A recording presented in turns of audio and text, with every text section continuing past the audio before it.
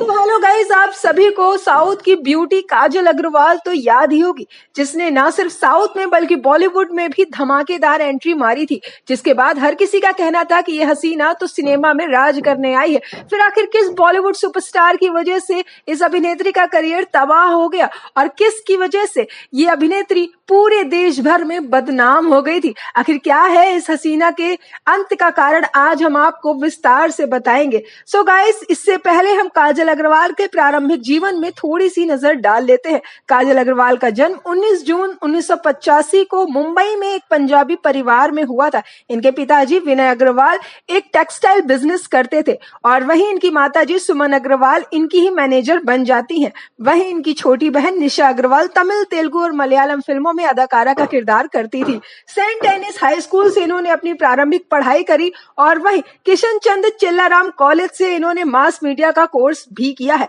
शुरुआती दिनों से ही ये मॉडलिंग करने लग जाती हैं, जिस वजह से अपनी 20s में ही इन्हें कई सारे टीवी एड्स भी मिलने लग जाते हैं। महज 19 साल की उम्र में साल 2004 में वो बॉलीवुड में डेब्यू करती है, क्यों हो गया ना, जिसमें उनके को स्टार होते हैं विवेक ओबरॉय और ऐश्वर्या राय। लेकिन ये फिल्म फ्लॉप हो जाती है, जिस वजह से इन्हें बॉलीवुड में कुछ खास पहचान और काम नहीं मिल पाता है। इसके बाद वो साउथ में चली जाती है, जहां उन्हें पहली फिल्म मिलती है पी भरतराज की बोमलत्तम। लेकिन इस फिल्म के रिलीज से पहले ही उनकी दूसरी फिल्म रिलीज हो जाती है लक्ष्मी कल्याणम, जिसमें उनके को स्टार होते हैं कल्याण राम। ये फिल्म तो एवरेज होती है, लेकिन इस फिल्म में काजल अग्रवाल का काम दर्शकों को काफी पसंद आता है और इसके बाद उन्हें 3 फिल्में मिल जाती हैं साल 2008 में। हालांकि इन फिल्मों से उन्हें वो फेम नहीं मिल पाता है, लेकिन जैसे ही साल 2009 में मगधीरा आती है, एस राजमौली की फिल्म, इस फिल्म ने उन्हें सुपरस्टार बना दिया। इस फिल्म की वजह से ना सिर्फ साउथ में बल्कि नॉर्थ में भी उनके कई सारे चाहने वाले हो गए थे। ये फिल्म ब्लॉकबस्टर हुई थी और इसके बाद ही काजल अग्रवाल का करियर भी पटरी में आ जाता है, क्योंकि इसके बाद वो प्रभास के साथ फिल्म डार्लिंग में नजर आती है और मिस्टर परफेक्ट में भी।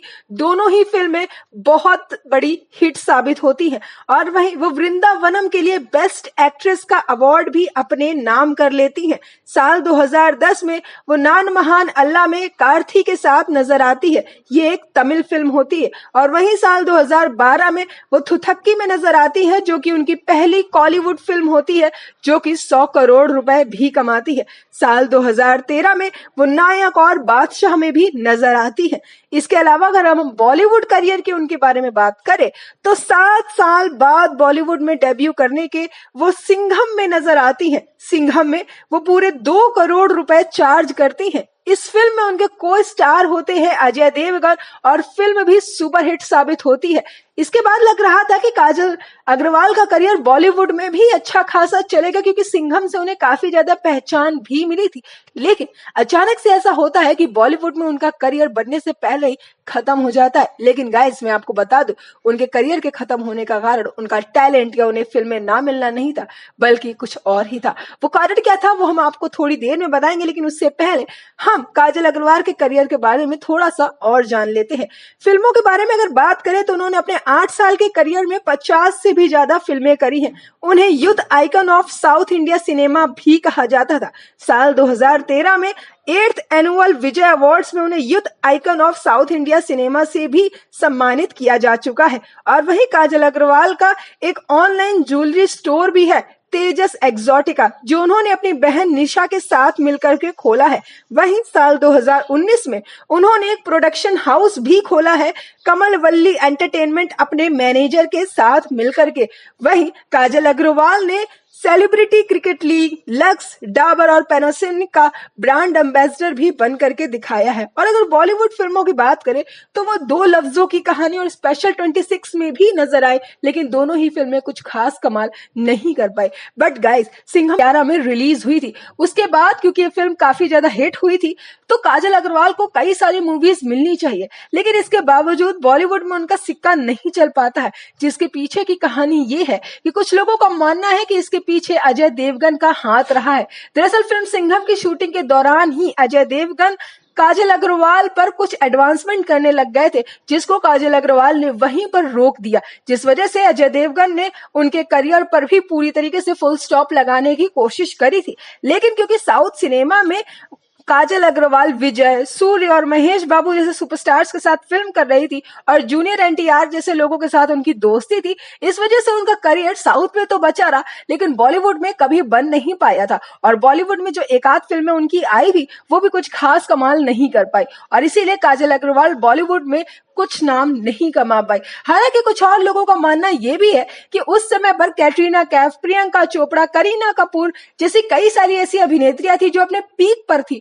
इस वजह से काजल अग्रवाल को जगह मिल ही नहीं पाई। और वहीं दूसरी तरफ आलिया भट्ट, श्रद्धा कपूर, परिणीति चोपड़ा जैसी अभिनेत्रियां आने वाली थी, तो ऐसा लग रहा था कि बॉलीवुड में काजल अग्रवाल की कोई जगह नहीं है। वहीं आज के समय में जैसे हम साउथ अभिनेत्रियों को देखते हैं, रश्मिका मंदाना जो कि बॉलीवुड में काफी अच्छा काम कर रही है, लेकिन उस समय पर काजल अग्रवाल को वो मौका मिल ही नहीं पाया था। तो अब हाथ अजय देवगन का था या फिर उनके लिए कोई जगह ही नहीं बच पाई, और या फिर ये दोनों ही कारणों की वजह से काजल अग्रवाल का करियर बॉलीवुड में कभी बन ही नहीं पाया। हालांकि गाइस, अब हम काजल अग्रवाल के उस मैटर के बारे में बात कर लेते हैं जिसकी वजह से उन्हें काफी ज्यादा बदनामी बर्दाश्त करनी पड़ी थी। दरअसल साल 2011 में काजल अग्रवाल का एक टॉपलेस फोटोशूट सामने आता है FHM मैगजीन में।